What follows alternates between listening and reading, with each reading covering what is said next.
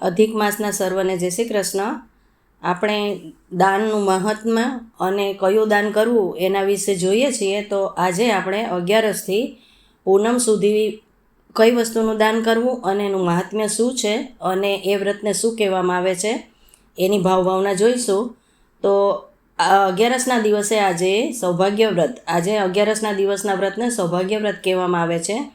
સવારે સ્નાન કરી ઘીનો દીવો પ્રગટાવવો અને આ દીવો બીજા દિવસ સુધી રાખવો, સંપૂર્ણ સૂર્ય ઉગે ત્યાં સુધી રાખવો.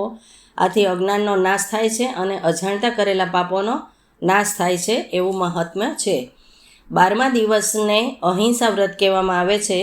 ધાન્ય સોવું ઝાટકવું નહીં, તુલસી કે બીજા કોઈ વૃક્ષના પાન, પુષ્પ કે ડાળી તોડવી નહીં, પોતાના કુળદેવનું સ્મરણ કરી ગાયને ગૌગ્રાસ 5 વખત નાખવો, 5 રોટલી ઘી ચોપડીને ખવડાવવી. આથી સ્ત્રીના ઘર ગૃહસ્થીના 5 પ્રકારના પાપોનો નાશ થાય છે અને ગાયના આશીષથી સંતતિ નિરોગી બને છે.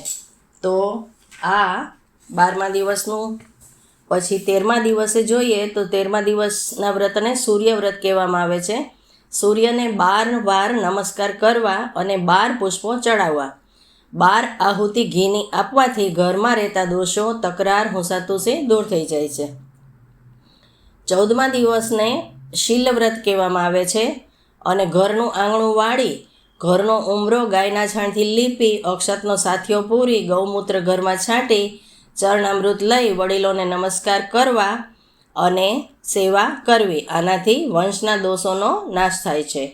અને પૂર્ણિમાના દિવસને વિષ્ણુ વ્રત કહેવામાં આવે છે. શ્રી પુરુષોત્તમજી પ્રભુ અને પ્રભુની વાણી, સ્વરૂપ, પુરાણ અને પુરાણીની કથા કહેનારનું પૂજન કરી, શક્તિ પ્રમાણે દાન દક્ષિણા આપી, સાધુ સંન્યાસી ગરીબને ભોજન કરાવનારને જાણતા કે અજાણતા વ્રતના દિવસોમાં નિંદા, જૂઠું બોલવું, મનમાં આવેલા ખોટા વિચાર, શરીરથી અજાણતા કીડી મકોડાની હિંસા થઈ જાય તો તે દોષોમાંથી છૂટવા માટેનું આ વિષ્ણુ વ્રત છે. આથી બધા પાપોમાંથી છૂટી જવાય છે. તો આ 5 દિવસનું આપણે દાન અને મહાત્મ્ય જોયું.